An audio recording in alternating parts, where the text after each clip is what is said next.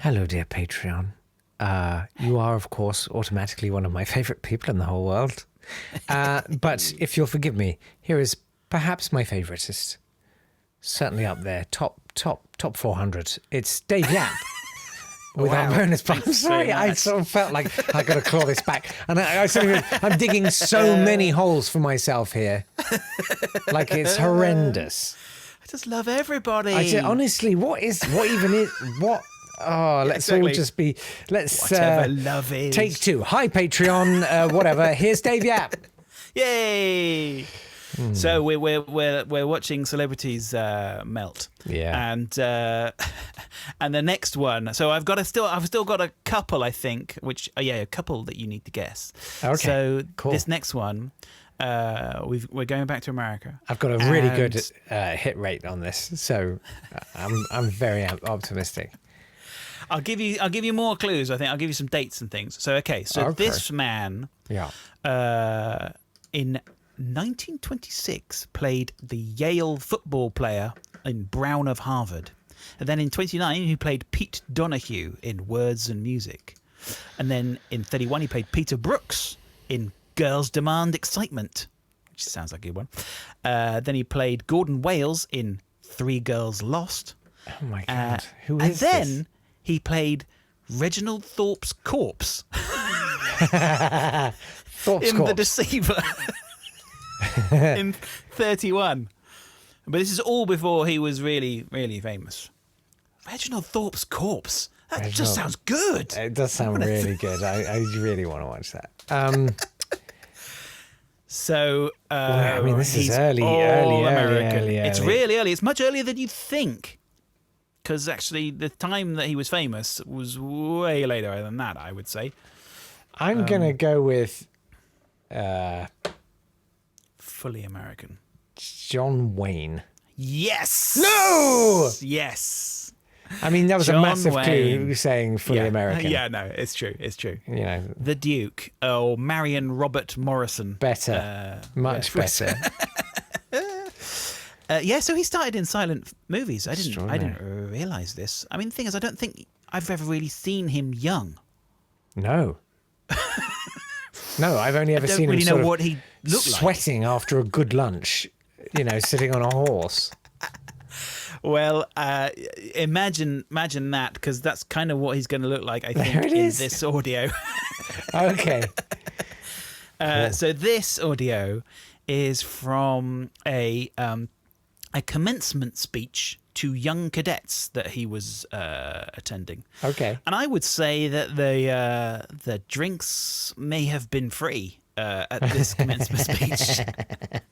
Certainly for Marion. Certainly for Marion. Oh, another thing about John Wayne, which is one of those little facts that I found out. Yeah. Did you know that he was offered the part of the Waco Kid in Blazing Saddles before Gene Wilder? Oh, really? Can you imagine how bad that would have been? Would it, or would it have been incredible? Like, it's one of those things, you know what I mean? Like, Shatner knows how to self-parody. Yeah, I don't know if John Wayne does. Anyway, he refused because he said the dialogue was too dirty. Oh, I don't like the cuss words. Too dirty. I don't like but yeah, here he is. I think he's feeling like that he can change the world with this speech. Amazing. But yeah, have a listen. It's pretty good. My name is William Wayne. I don't know. This is so unimportant. I want to add anything that I can add to what he said about the fact that you guys are just on the American side. Geez, I don't know how. Oh Christ! I'm not trying to talk for clapping. I'm trying to talk for you guys. You better start thinking. It's getting to be goddamn ridiculous. If you guys don't start thinking as men, wow, we're going to have a lousy country. But there's no both sides anymore. They're just trying to wreck our goddamn country. It's time for you younger guys to take over. I don't know what the hell to do. Wow. Yeah. That's impressive, isn't it? Yeah. Just the fact that he kept going. It was trailing off. Yeah. Yeah. Snap time. Back to the Winnebago. yeah. Wow. But yeah, Regoddamn Ridiculous is pretty Ridiculous. Don't have to use all them cuss words. Wow. That's Trigoddamendous. That was fangodantastic. Oh dear. So yeah. That's I mean, I don't even know when that was, but yeah. I would say later. Yeah. Yeah. Definitely late at night, I'd say. So next we've got someone who I thought you can't guess who this is. This is a little snippet of an interview with Leslie Stephen Burks. Okay. Do you know who that is? Burks being his Burkoff. No. yes it is, yeah. Is it? Yeah, Burkoff. So Burks was the Why name didn't I think of that? His parents or grandparents or whoever basically, they anglicised their name when they came to England. So originally Burkoff, and then they became Burks. So his right. born name is Leslie Stephen Burks, and he changed it back to Burkoff. Oh, okay. So yeah, he's a lovely guy, isn't he? He's a cuddly Yeah. Yeah. So here's a lovely little example of a time when Anna Ford was speaking to him down the line. Yes. That's a good thing. And yeah, it's a good thing. Have a listen. There's a lot to be said for the non-face. Okay, here we go. He has apparently emerged. Stephen Burkoff, you're there. Oh, come on. Talk normally, otherwise I want to get off. Sorry, talk what? We'll try and be normal, Well, you've All I've had is criticised... hysterical women all morning. Just try and be normal. Speak normally. I don't know who I'm speaking to. You were speaking to Anna Ford and Sheridan Morley. Good morning. You've clearly got out of bed, or perhaps you haven't. No, nobody's introduced themselves. It's suddenly somebody's picked up the phone, and then suddenly somebody's speaking. Someone could say, well, tell me where I am. Well, I don't know where you are, but where we are is talking about your criticism of audiences in the West End Theatre. Are we live on the radio now? Yes, we are, but not for much longer, I'm afraid. We've almost run out of time. I bet we have. Yeah, we've got to get that ABBA record out before. Was that the Radio 2 arts programme? I think it was. Must have been, yeah. Sheridan Morley. Yeah. Or did she say Radio 4? She said Radio 4, didn't she? Did she? I don't know. Right. She did, I think. Yeah. Okay. Sheridan Morley. Hello again, I'm Sheridan Morley. Sheridan, don't say... I've got actually on one of my Radio 2 Christmas tapes. Oh, yeah. Him saying, hello again, I'm Sheridan Morley. And I'm like, can you just... So the producer has to go, Sheridan, the Trails producer's asking me to... Can you not say hello again? It's just that people don't necessarily know that you've been here the whole time. They're just hearing this in the middle of another programme. Oh, right, so, okay, well, okay. You prong. Now, of course, sadly, a dead prong. Oh dear. So yeah. Wow, Burkoff. Yeah, Burkoff. Who played Hitler in a TV Why? miniseries? Why would you choose him to? Yeah. Well, I mean, how does that feel? Like as an actor, but as a human being, for someone to go, we think you would be perfect for Hitler. Yeah. When I look at you, I see Hitler. Now with the guy who was Mr. Oh God, what was his name? In Indiana Rogers. Jones. Oh no. The guy who played I don't Hitler know. in Indiana Jones was Mr. What's his name from Grange Hill? Oh yeah, Mr. what was- Bronson.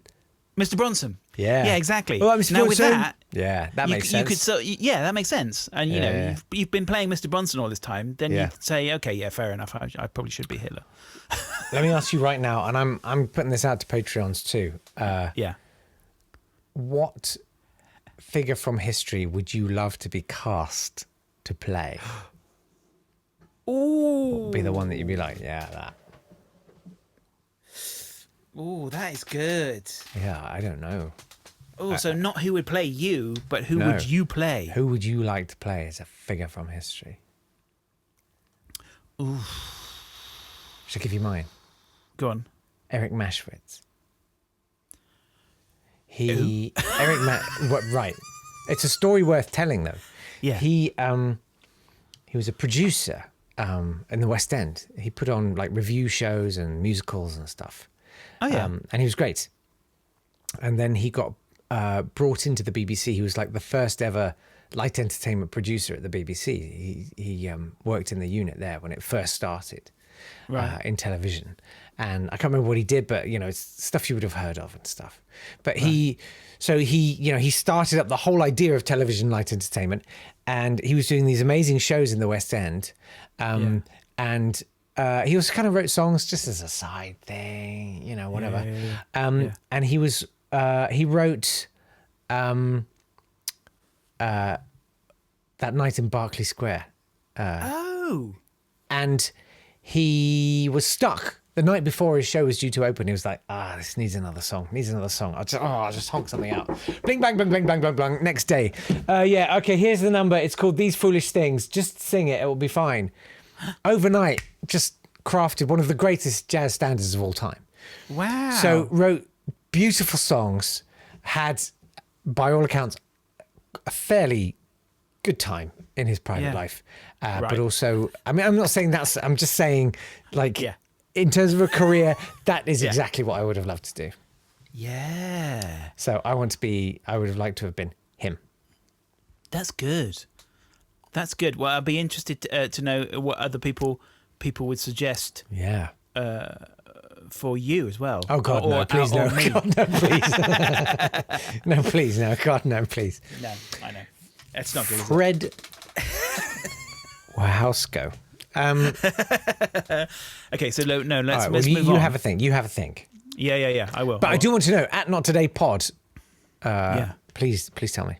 Yeah. Sorry. It's good. Carry on. So okay, we're moving on to someone. So the person that when moving on to next did a lot of voice work, and I'm going to tell you who they voiced. Okay. So he was Groove the drummer in Chattanooga Cats. He was Alexander Cabot III in Josie and the Pussycats. He was Robin in Super Friends. He was Waldo in What's New, Mr. Magoo. And he was Mark in Battle of the Planets. That might give it away. Like, the only name I can think of is Casey Kasem. Of course! Is it Casey Kasem? Yeah. Exactly. Oh my God, amazing. I mean, you've no what a idea. voice. Getting any one of these feels like the most massive win imaginable. Look, Oh, is that what he looked like? Wow. Oh no, Well, I mean, Scoob. That's a long time ago, yeah. Yeah. Yeah. But that is not the voice. That's not the face you would have attacked. I mean, there's proof No. that he had the most perfect voice for. Yeah. Oh God, what's his name in Scooby Doo? Shaggy. Shaggy. Yeah. Perfect voice, because when you look at that, that is not. Yeah. Did you know Shaggy's name was Norville Rogers? He did not. It's amazing that didn't get used more. Yeah, so Kamal Amin Kasem. Oh wow, was his name. Yeah. So Casey Kasem, who you would know as basically Shaggy, or you'd know from America's Top 40, because for some bizarre reason, Yes. America's Top 40 was broadcast on ITV like midday on Saturdays or something. Do you remember that? And it would be, or maybe it was late at night. I can't remember. But anyway, they showed America's Top 40, and I used to watch it but I was like, why? Why are we? What's that? Why are we doing that? Why we? Yeah. But it was, High's America's Top 40. So he did a lot of work as a DJ as well. He was a radio personality. And I've got a clip here of, this is quite a famous clip of when he is trying to record a dedication coming out of a record. Okay. And this is good. Is this 03? 03. Yeah. Now, we're up to our long-distance dedication. And this one is about kids and pets and a situation that we can all understand, whether we have kids or pets or neither. It's from a man in Cincinnati, Ohio. And here's what he writes. Dear Casey, this may seem to be a strange dedication request, but I'm quite sincere, and it'll mean a lot if you play it. Recently, there was a death in our family. He was a little dog named Snuggles, but he was most certainly a part of... Let's start again. From coming out of the record. Play the record, okay? Please. See, when you come out of those up-tempo goddamn numbers, man, it's impossible to make those transitions, and then you got to go into somebody dying. You know, they do this to me all the time. I don't know what the hell they do it for, but goddamn it, if we can't come out of a slow record, I don't understand it. Is Don on the phone? Okay, I want a goddamn concerted effort to come out of a record that isn't a fucking up-tempo record every time I do a goddamn death dedication. Now, make it, and I also want to know what happened to the pictures I was supposed to see this week. This is last goddamn time. I want somebody to use his f***ing brain to not come out of a goddamn record that is that's up tempo, and I got to talk about a f***ing dog dying. It's fantastic the way they was their policy just to slowly feed helium into the studio. Like it starts right down there, and then God damn it, this is no good. I know. It escalates so quickly. Amazing. It's you can feel the anger building and Oh building. yeah. Oh, I love Yeah. it. Oh, raw Explodes energy. at the end of it. Yeah. Gorgeous. God damn it. Yeah. Scoob. It's nice, isn't it? That's fabulous. I'm moving to more recent times now. Mm-hmm. This is a clip. So very much like that Christian Bale on set, this is another example of some on-set upsetness. Okay. And I'm not going to... Well, I could make you guess a little bit. This guy first played, in his first film, he played Chuck Barris in Confessions of a Dangerous Mind. Have you seen that? No, I mean, I really want to because I love the Gong Show. It's really good. It's a good film. I thought it was great. But he plays the young Chuck Barris, so it was when he was very young. All right. And then, to give it away, he then, very shortly after that, played George Michael Bluth. Oh. Yeah. Okay. I can remember we're his talking name about totally. Michael.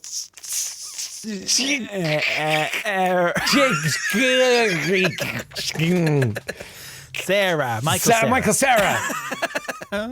Yes, Arrested Development. Fantastic Arrested series. Development. God, if you haven't seen it, watch the first And he's 3 series. He's great. I do like Michael Cera. I think a lot He's of people fantastic. find him annoying in some things, but I really enjoy a lot of the things that he's done. Most things he's done, actually. I mean, freakishly gifted, I think, as an actor for the age Yeah. he was in some of those things. Yeah. Extraordinary. Yeah. So here's a clip from they were filming a film called Youth in Revolt, directed by Miguel Arteta. Sure. I'm not sure I'm saying that right. Yeah. I feel like you just said something rude. I hope so. Did Did I tell? Oh, no. Oh. The day I was on air on talk radio and I was talking to a Spanish producer there called Marta Malagon. Oh, yeah. And we were talking about, I don't know, a skin or something and blackheads or something. And I tried to extrapolate from the French I knew what I thought must be the Spanish for head. Oh. So in French, of course, it's la tête. Yes. So I went for tetas negras.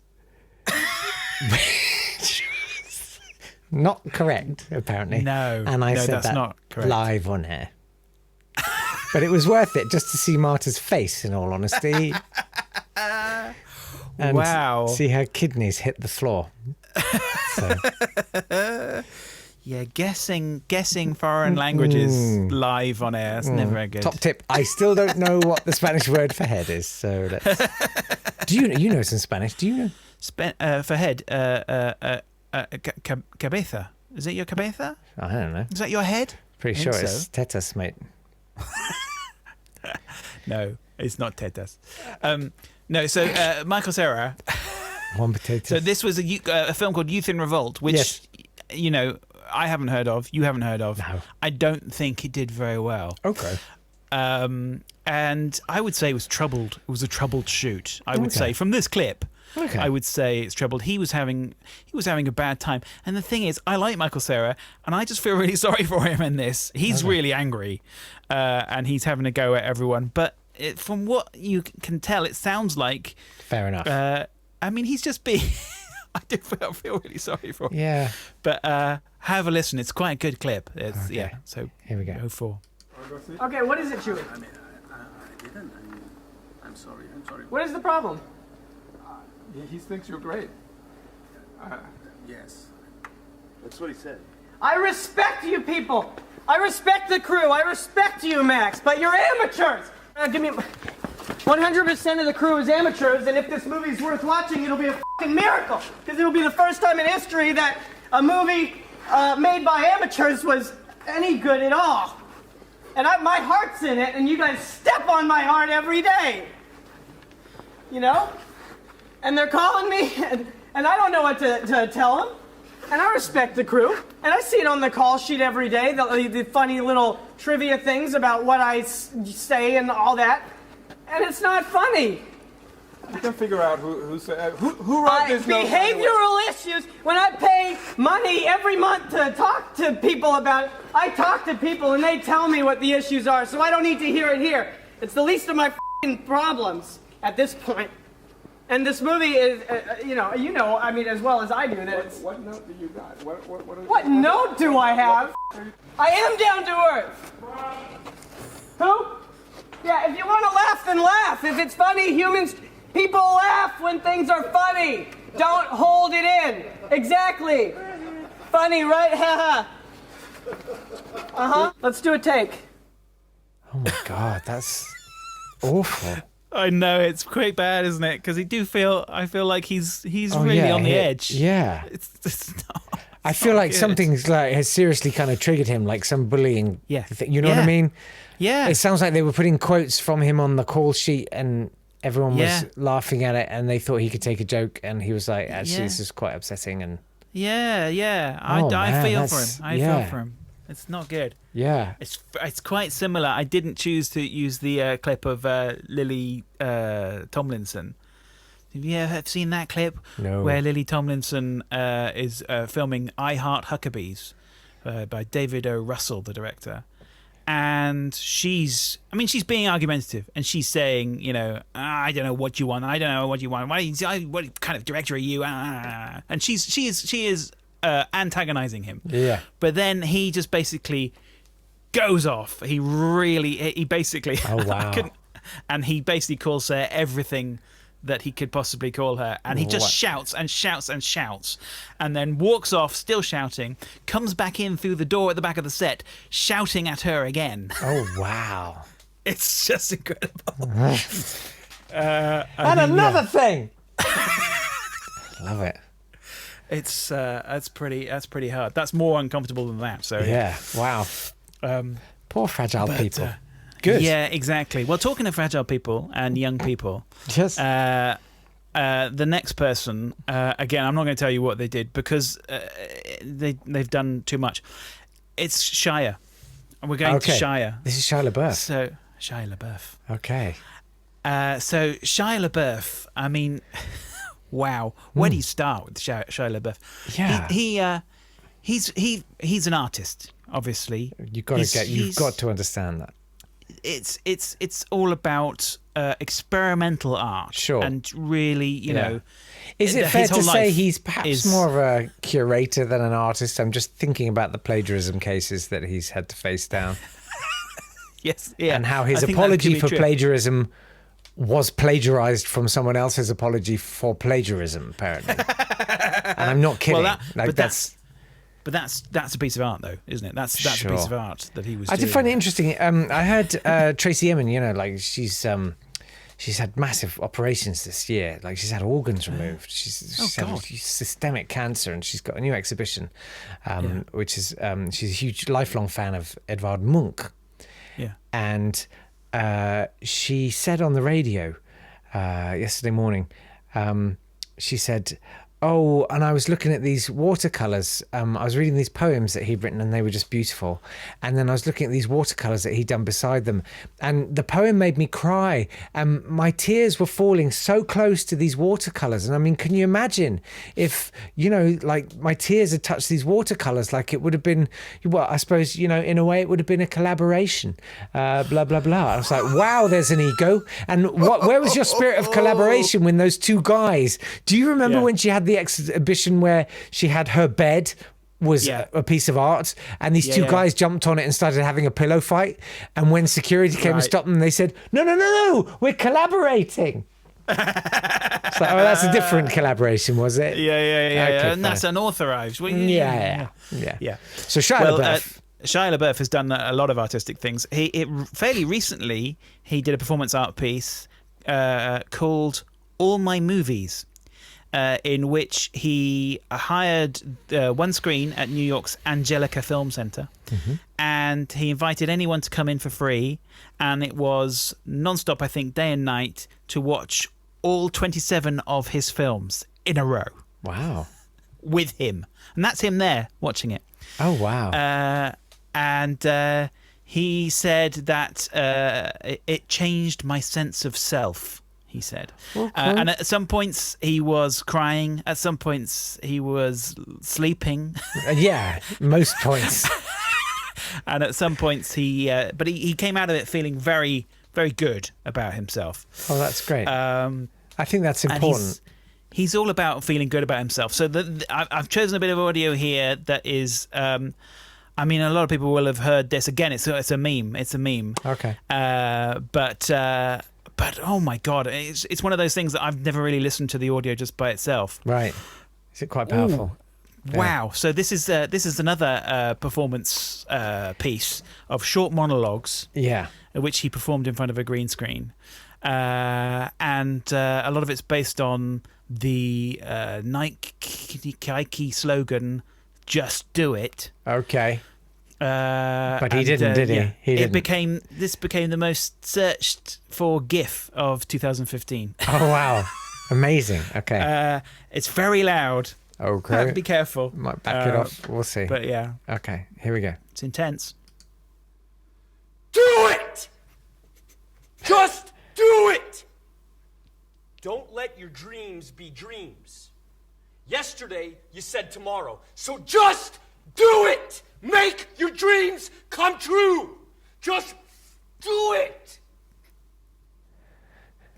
Some people dream of success while you're gonna wake up and work hard at it. Nothing is impossible. You should get to the point where anyone else would quit, and you're not gonna stop there. No, what are you waiting for? Do it! Just. Yeah, okay. Do it! Just. Yes, you can! Okay. I can't! Just do it! I can't. I don't know if I can do it. I gotta say. Wow. Yeah. So there he is using someone else's IP as the basis. Okay, no, it's fine. That's fine. Not like us with all these clips of other. Okay, fine. Shut up. It's all fair comment. It's all fair comment. So that one obviously very much like Christian Bale. That inspired quite a lot of memes and songs, and people will be very familiar with this, but I kind of just wanted to show it because it's another good example of music made of celebrities shouting. Yes, what it always is. a fan of that. And this is from the Gregory Brothers. You know the Gregory Brothers? Nope. Yeah, you do. Is it a Shia LaBeouf film? No. Okay. No, they are American musical quartet, but they are basically an internet They're very high up on YouTube, and their channel is Schmo Yoho, and they generally do those songify things. So they did auto-tune the news first, and then they do songify, where they've taken a bit of an interesting, usually some kind of viral clip from the news, and then they'll auto-tune it and make a song out of it. Okay. And there are some great ones, I have to say. The Can't Hug Every Cat is very good, about the woman who was recording a dating video for herself, and she gets very emotional because she can't hug every cat. Okay. But they did a version of Just Do It using Shire. Okay. And so I've chosen a little bit of it. It's good. Okay. Listen. Here we go. 6. Paste down my face, on my hair, on my shirt. She looks at me, and I'm looking at her. 1, 2, 3. Your life is your life. Somewhere there's light. The gods wait to delight in you. It meets the darkness. You're marvelous. Who's pretending to be who? Your life is your life. The force, the repetitions. Don't let it be club. And it takes submission. You should get to the point where anyone else would quit. You're gonna wake up and work hard at it. Just do it. Nothing is impossible. Just do it. Yesterday you said tomorrow. Just do it. Don't let your dreams be dreams. The more often you do it, the more light there will be.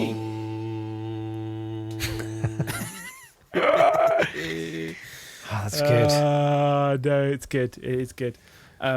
So yeah, they're very big on YouTube. But yeah, that's a good example. Imagine that. Yeah, it'll happen. Any day, mate. Any day. So I've got a last bit of celebrity stumbling. Basically. Okay. And this Staggering. is someone who is not famous for being an actor or famous for being a singer or anything. This man is famous for Shane Ritchie. food. Okay. Yeah. This I'm is sure I've heard Colonel Sanders. Colonel Sanders. Yeah, it's quite a good bit of audio. It's Colonel sort Howland of David turning into him. Sanders.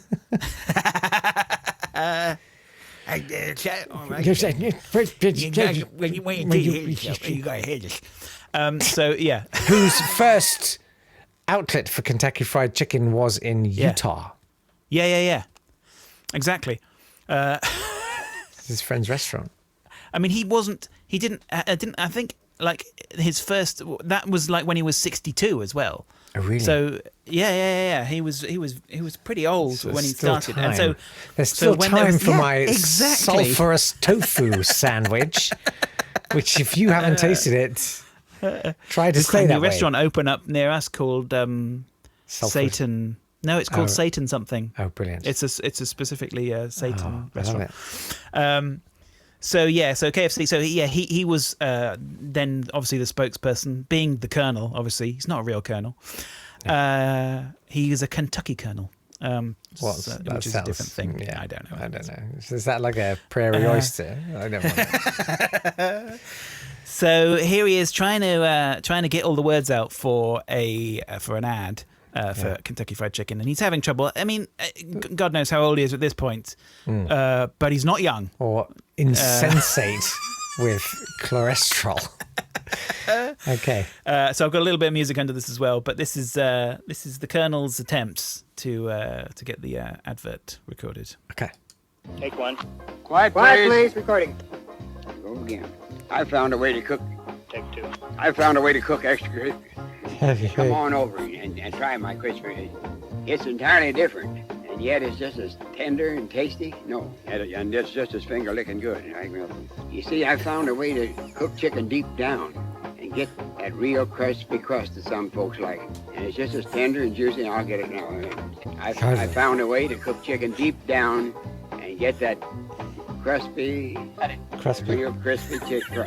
Yet it's entirely different. Now you have two kinds of Kentucky Fried Chicken to choose from. My regular recipe X-ray. It's entirely different. It's entirely different. But every bit is. Now you have two kinds of Kentucky Fried Chicken. A real crusty, real what kind of damn crispy fried. It's really different. It's entirely different. It every bit is finger licking good, you see. No, every bit of it's finger licking good. You see, I found a way to cook chicken deep down to get that real crispy crust some folks like. You don't want me to sing, do you, for Christ's sake? Most folks. All right, once again. Most folks have heard about it. All right, that's good. Good, very nice. Very nice. That's why folks call it finger. That's why folks call it finger. Sounds good. That's why folks call it finger licking good. That's why folks call it. That's why folks call it finger licking good. That's why folks call it finger licking good. I'm not getting anywhere with this damn thing. Okay, fine. See, this is what happens when you skip nap time.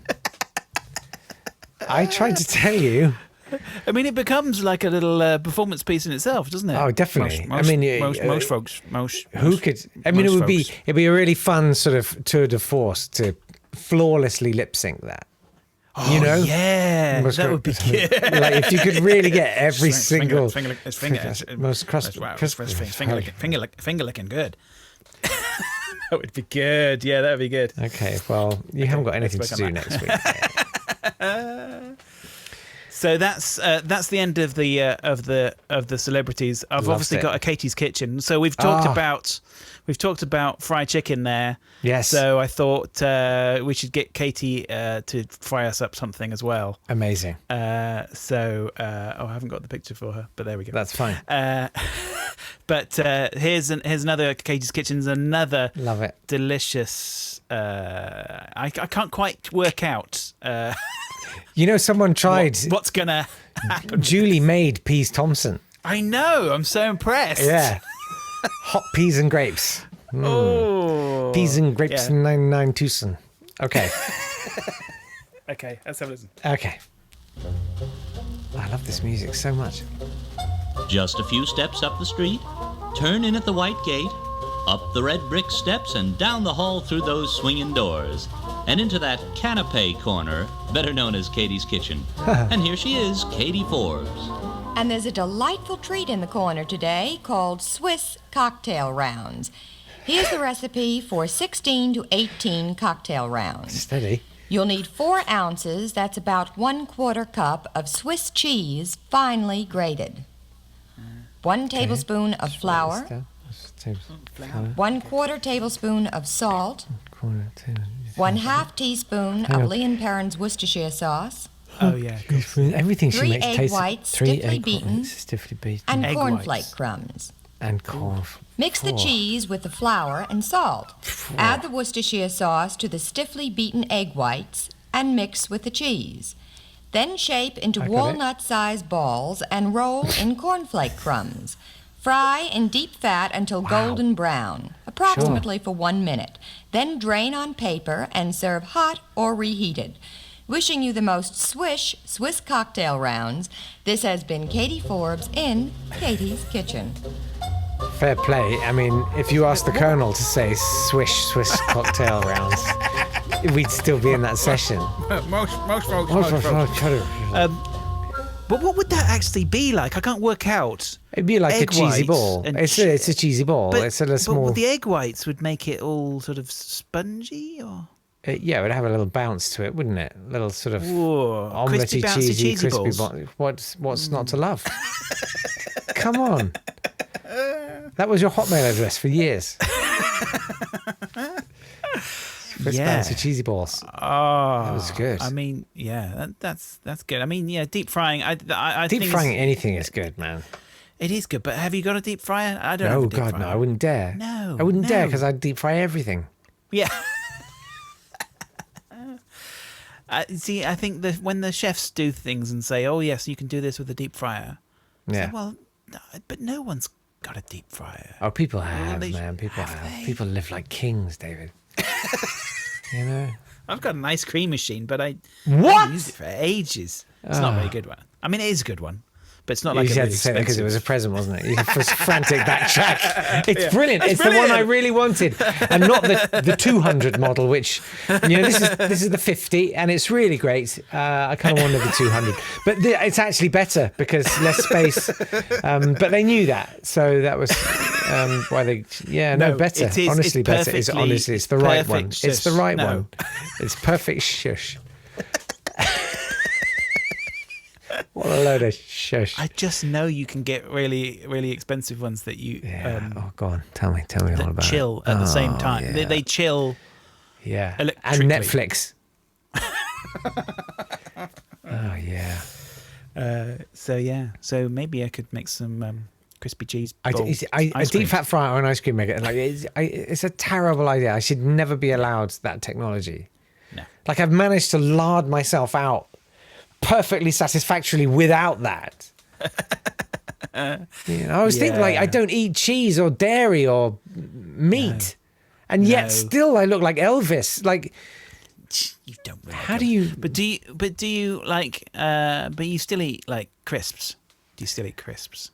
Only for breakfast, lunch, and dinner. Crisps is my downfall, and peanut butter and bread. But then I'm stopping bread for the moment.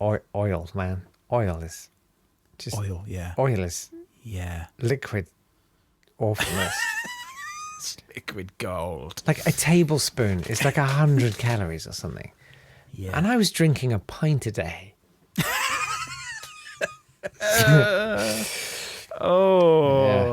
Crisps though.